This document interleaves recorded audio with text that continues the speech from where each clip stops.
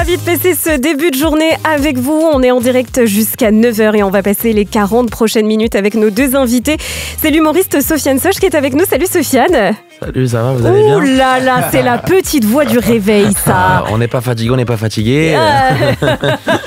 un peu. Un petit peu quand même. Frédérique Mehdi est aussi avec nous, la directrice des actions culturelles de l'Institut du Monde Arabe. Bonjour. Bonjour. Bienvenue à tous les deux et évidemment Valentin m'a rejoint dans le studio. Salut Valentin. Ouais, salut Virginie, salut tout le monde. Salut.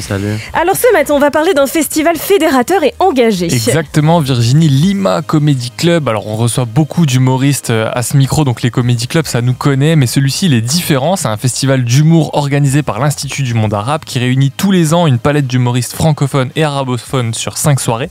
Cette année encore, à partir d'aujourd'hui et jusqu'au 2 février, la 6e édition de Lima Comedy Club, elle mettra en avant le talent des Français issus de l'immigration. Frédérique, Sofiane, première question, pourquoi est-ce que pour vous, c'est particulièrement important de fêter la diversité aujourd'hui?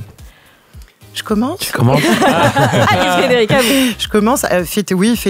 Là, on sort d'un journal absolument dévastateur qui raconte à quel point le monde marche sur la tête et à quel point il importe de faire valoir encore et encore la capacité de créativité, d'inventivité d'un monde nouveau. Et les humoristes, de ce point de vue, ont je trouve une force de commentaires sur le monde comme il va, qui ferait pâlir un paquet de politiques. Ils apportent de la fraîcheur.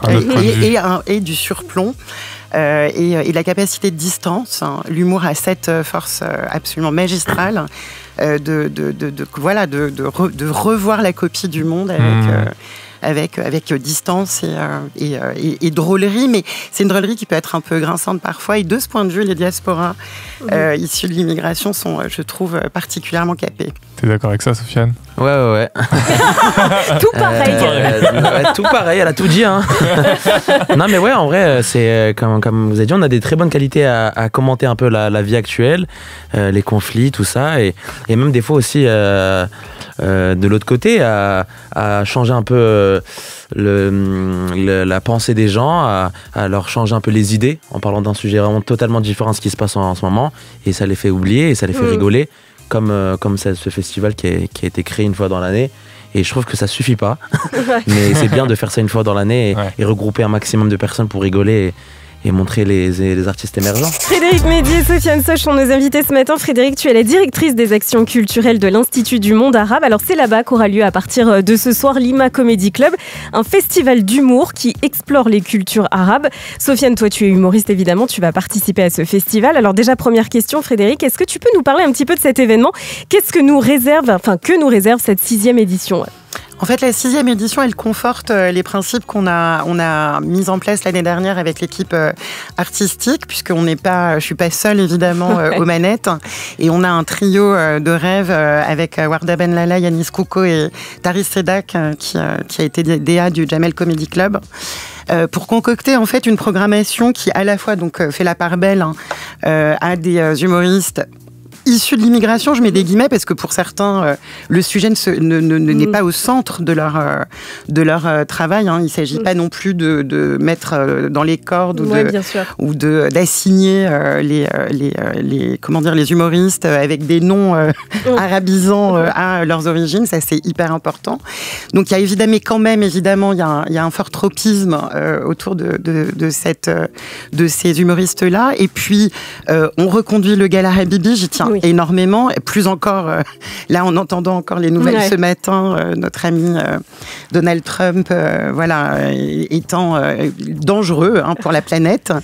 Nous poursuivons ce Gala Habibi qui met en lumière aussi les humoristes queer, alors à la fois issus du monde arabe mais pas seulement, parce que on est aussi à la croisée du monde arabe et de la France, et puis l'arabophonie qui est extrêmement importante. On est à l'Institut du Monde Arabe, il y a extrêmement peu d'offres de spectacles arabophones en France, y compris à Paris. Il y a évidemment des initiatives qui se prennent un peu partout, mais ça reste faible. Donc c'est les trois axes qu'on développe. Mais vous êtes les seuls en plus, je crois, non ? Alors, on n'est pas tout à fait les seuls, mais pas loin. D'ailleurs, on va faire un podcast là dans pas longtemps autour des petites scènes qui s'organisent autour de stand-up arabophone. Mais il y en a peu. Voilà. Donc, on essaye de mettre ça en lumière. J'aime trop. Sofiane, il fait l'interview avec nous. Ouais, Allez, vas-y. Il a évoqué l'interview. La prochaine question est pour toi. Qu'est-ce que t'en dis des nouvelles déconnées au Comedy Club? Non, mais cela dit, l'arabe fait un peu peur, hein, comme tu le sais. Mais tu sais qu'en plus, moi j'ai été étonné de ça parce qu'une fois j'ai traîné dans le Grand Boulevard, il y a un comedy club en face du Jamel Comedy Club, il s'appelle le Broadway.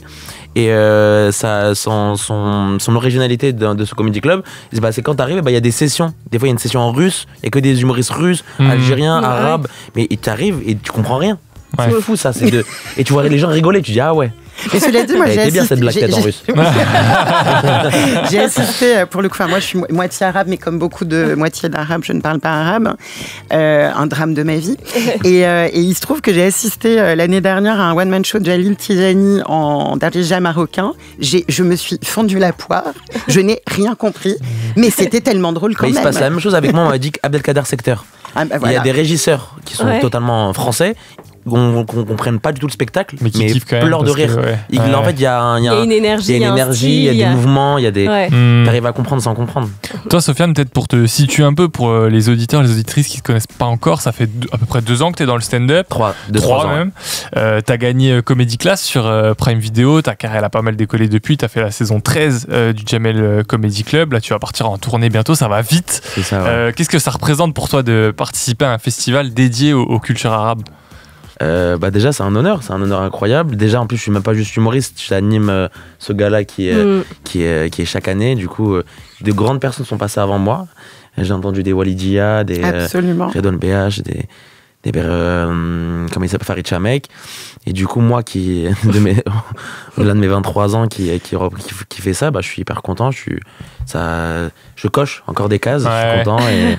Est-ce qu'il y a une pression un peu différente de d'habitude par rapport à une soirée d'humour classique où tu te dis putain on parle pas souvent de nous, faut qu'on le fasse en bien, tu vois ce que je veux dire? Ah oui, et surtout en plus l'animateur d'un gala, c'est que même t'as la soirée entre tes mains.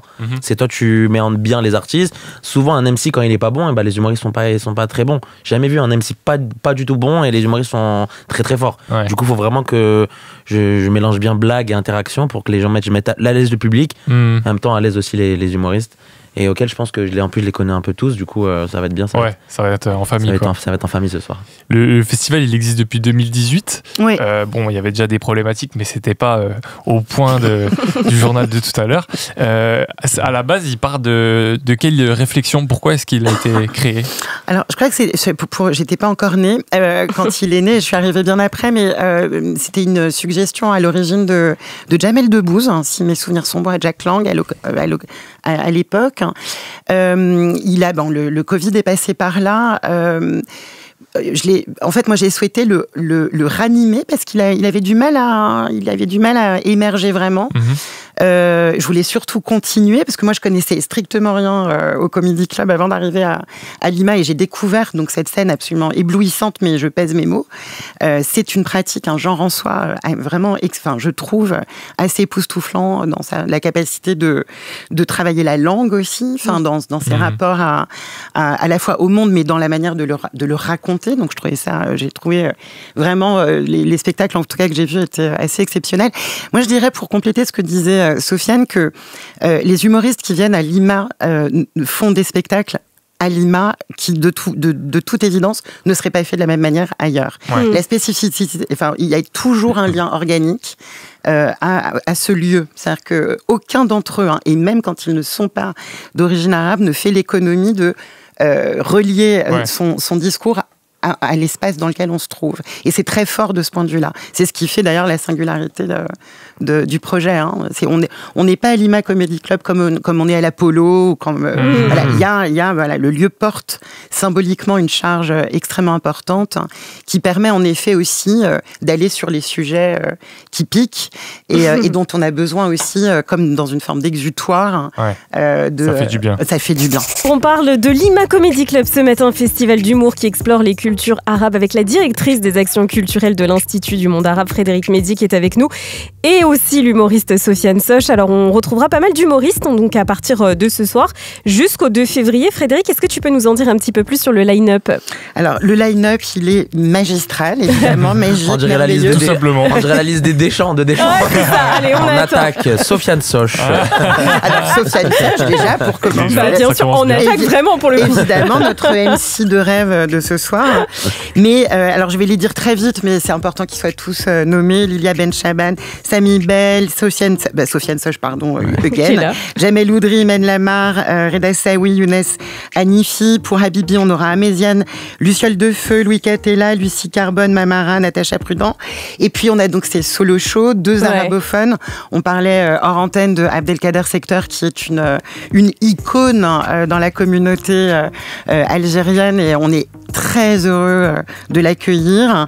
Mohamed Elmi, qui est une star en Égypte, parce qu'il faut savoir que le stand-up est très répandu dans le monde arabe. C'est vraiment un genre extrêmement populaire, et notamment en Égypte.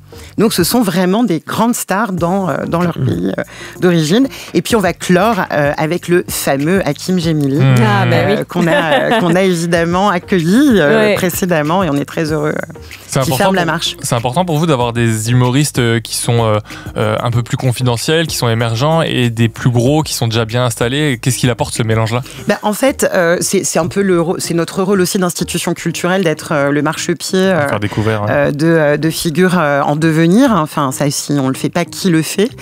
Donc ça, c'est évidemment important, mais c'est vrai que ça devient un peu des histoires de famille, hein, et faire revoir quelques années parfois après leur premier passage des humoristes qu'on a accueillis au début de leur carrière, c'est super gratifiant pour tout le monde. Ouais, ça fait c'est une sorte de boucle. Ouais, Je démarre un peu au Comedy Club. Moi, j'ai avec plaisir de jouer mon spectacle un jour à Lima Comedy Club. Ouais. Ça serait vraiment bien. Mais ce sera forcément le cas. L'appel est lancé. Voilà. Et c'est marrant parce que tu Voilà. parles d'histoires de. C'est Tu vois, tu t'es pas levé pour rien. Et voilà, je suis bien placé.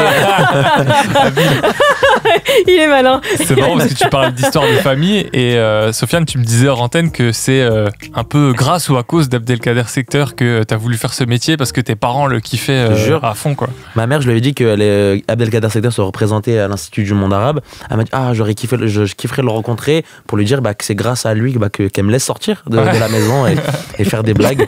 Mais je savais même pas à l'heure actuelle que c'était grâce à lui. Maintenant, il le sait. Hein, Il faudrait que tu ailles le remercier, du coup. Ouais, merci. Mais il va pas comprendre. Merci. Ouais. Ouais. Pour Merci. toi, c'est un peu une influence, ou c'est vraiment l'humoriste de tes darons ? Tac. Moi, Comment faire Non. parce que du coup. non, parce qu'en fait, moi, je l'aimais énormément parce que dès petit, mon père et mes parents le regardaient à la télé, sur YouTube et tout. Et moi, je comprends pas. Je parle arabe, mais il a quand même un arabe dialecte à comprendre aussi, un peu difficile. Mais ouais, c'est une icône à la maison, et du coup, c'est glorifiant d'être sur la même scène que lui. Fierté des darons. Mes parents vont être contents, mais moi, c'était pas ma référence stand-up en tout cas. Ouais. Et bah c'est intéressant aussi que tu en parles, le fait qu'il parle en dialecte. Là, il va y avoir des spectacles en dialecte arabophone. Vous attendiez à ce succès, parce qu'il paraît que ça marche super bien. Les gens attendent ces spectacles-là parce qu'ils n'ont pas souvent l'occasion d'aller en voir, quoi. Ouais, alors non, pour être tout à fait honnête, on n'imaginait pas que ça allait être à ce point successful, hein. Mais évidemment, quand il n'y a pas d'offre et qu'on en propose une, voilà. Donc non, on est hyper heureux de ça. Ouais. Et puis c'est notre mission aussi à Lima, donc on est heureux. Et pour quelques minutes encore, on est avec Frédéric Mehdi, directrice des actions culturelles de l'Institut du Monde Arabe, et puis l'humoriste Sofiane Soch. Vous êtes venu nous parler de Lima Comedy Club qui aura lieu à partir de ce soir, c'est jusqu'au 2 février. Alors Sofiane, bon, je pense comme beaucoup, moi je t'ai découvert avec l'émission Comedy Club, donc qui a été présentée par Eric et Ramzi, c'était sur Prime Video. Qu'est-ce que t'as fait des 50 000 € alors? Ça y est, tout dépensé? En plus, j'ai un sketch sur ça, mais les gens qui me disent sans indiscrétion, t'as fait quoi des 50 000 €? Après, sans indiscrétion, Je c'est sais, souvent ouais. indiscret. Hein. C'est le running gag, mais on n'a pas vraiment la réponse. Alors, Tac.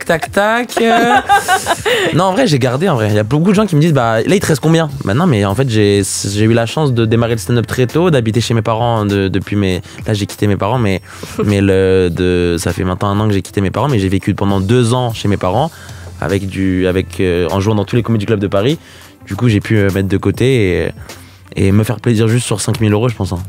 cette émission t'a ouvert des portes, comment ça s'est passé Ah oui, l'après? Ça a changé ma vie, hein, Ouais. honnêtement. En plus là il y a la saison 2 qui se programme, en plus je suis dedans.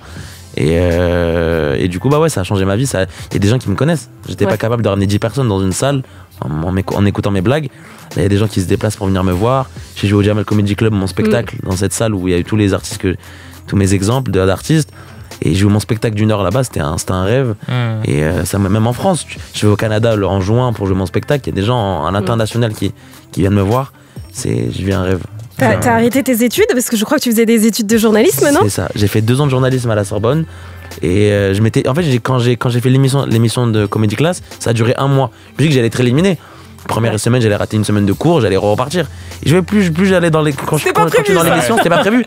Et quand je suis arrivé à la finale, je me disais, si je gagne, allez, j'arrête. Donc voilà, c'est fini, les études. Mes parents, ils ont compris, en fait, ils ont vu que vers la demi-finale, finale, ils ont vu qu'il y avait peut-être quelque chose. Avant, ils y croyaient, ils y croyaient, mais pas trop. Mais là, ils ont dit, il y a quelque chose à faire, du coup on va le laisser. Il faut plutôt miser là-dessus. On va le laisser foncer. Et donc ce soir, Rima Comedy Club à l'Institut du Monde Arabe, on n'en a pas encore parlé, mais évidemment, organiser un festival sur les cultures arabes dans le climat actuel, c'est pas forcément évident. Voilà, quand on voit toutes les polémiques qu'il peut y avoir, qui viennent de l'extrême droite, voire même de figures politiques plus centristes sur les personnes d'origine étrangère ou même tout simplement les musulmans. Est-ce que vous avez senti l'atmosphère se tendre un peu au fur et à mesure des éditions ? Alors, pas spécialement pour l'IMA Comedy Club. Et puis pour le coup, je reprécise, quand on parle de culture arabe, je ne sais pas si l'IMA Comedy Club en est le plus représentatif. L'Institut on parle aussi d'humoristes français d'origine éventuellement arabe et arabe. Enfin, il faudrait aussi le redéfinir un petit peu. C'est un peu court comme définition. Je dirais que de manière générale, l'existence ou la promotion, la célébration des cultures du monde arabe est évidemment plus difficile. En même temps, on est plutôt bien aidé. Là, par exemple, Avignon consacre cette année la langue arabe, puisque chaque festival d'Avignon consacre une langue depuis l'arrivée de Thiago Rodriguez. Et cette année, c'est la langue arabe qui va être au centre. En tout cas, on se sent peut-être plus investi. Ça rend le festival encore plus nécessaire. Ça rend le festival plus nécessaire. Ça rend tout ce que nous faisons plus nécessaire dans la musique, dans l'art, dans la culture en général, pour rappeler à quel point ces civilisations issues du monde arabe sont riches, sophistiquées, créatives, inventives, progressistes. Et remplies de talent. Et pleines de talent. Donc, là, on sent qu'on a une vraie mission. Enfin, si toutefois on avait un doute, là, on est en plein dedans et on sait qu'on a des vrais défis à relever. Et toi, Sofiane, quand tu entends un peu de l'actualité compliquée, des polémiques comme ça, est-ce que ça te donne un peu de la rage pour mettre encore plus d'énergie dans ton humour ? Est-ce que ça te donne quelque part de l'inspi, paradoxalement ? Évidemment, c'est beau, je trouve, de regrouper des gens et même carrément de appuyer des fois à certains moments dans tes sketchs ce qui se passe en ce moment, les peuples opprimés, faut en parler, on peut rigoler, mais des fois c'est en plus on a la chance, nous les humoristes, de prendre un public. Quand je dis prendre un public, c'est les faire rire, du coup ils te font confiance. Ils ont pas le choix, de toute façon, ils sont dans la salle. Ouais, c'est ça. Et du coup, si tu peux appuyer un axe que tu veux évoquer, ils vont te suivre. Et du coup, faut profiter. C'est comme ça, comme dans la musique, comme dans les influenceurs sur les réseaux, comme YouTube, avec ce qu'ils ont fait, le stream for Humanity. On a des opportunités, vu qu'on est des personnalités publiques, de parler de ça. Du coup, ça me donne une force, même moi sur scène, de représenter un maximum le monde arabe. Ça t'est déjà arrivé de te sentir, blessé par une déclaration, une polémique ou un truc, et en fait en faire des vannes et que ça te donne vraiment un jus particulier, un truc qui finalement s'est transformé en un moment vraiment cool avec des spectateurs du coup? Moi en vrai, je vais pas vous mentir, je suis lucide sur ce point-là. C'est que j'ai 23 ans, je pense pas encore bien maîtriser ces axes un peu politiques. Du coup, je préfère plus faire rire les gens, les faire un peu oublier ce qui se passe en ce moment, mais aussi appuyer sur certains moments, mais hors blague. Je suis pas encore capable de faire des blagues sur ça. Je pense que c'est avec la maturité et l'expérience d'un humoriste, c'est là où il peut aborder ça. Pour moi, je me suis dit, peut-être ça arriver à un moment, mais pour l'instant, je suis pas capable. Toi, Frédéric, tu dirais que c'est... Exemple de Walidia, de Jamil Le Schlag, c'est des gens qui l'apportent, Hakim Omiri, qui font des très belles chroniques, et que moi, en tout cas, c'est des exemples à suivre et à écouter. qui pour certains du coup sont déjà passés par Lima Comedy Club. Toi, Frédéric, est-ce que tu dirais que c'est un festival politique malgré tout? Mais par nature, l'humour à un endroit est politique, puisque il s'agit quand même de commenter une fois de plus le monde comme il va, et échapper à l'actualité quand on est humoriste, c'est à peu près impossible. Et quand bien même d'ailleurs on a le sentiment d'être plutôt sur la surface des choses et dans la légèreté, il y a toujours une part de politique. Le simple fait de toute façon de s'appeler Sofiane Soch, de taper, de d'être parler de ta sur scène, famille. exactement. C'est aussi une représentation du coup de la société civile qui est extrêmement importante. Donc c'est une forme d'acte politique par nature. Merci à tous les deux d'être passés nous voir. Lima Comedy Club aura lieu donc ce soir et c'est jusqu'au 2 février à l'Institut du Monde Arabe. Bonne nuit, Sofiane. Merci beaucoup les amis, merci beaucoup. Tu vas aller te recoucher comme ça. Ce soir tu nous mets le feu. Merci Frédéric d'être passé nous voir. Bon festival à tous les deux et à très vite.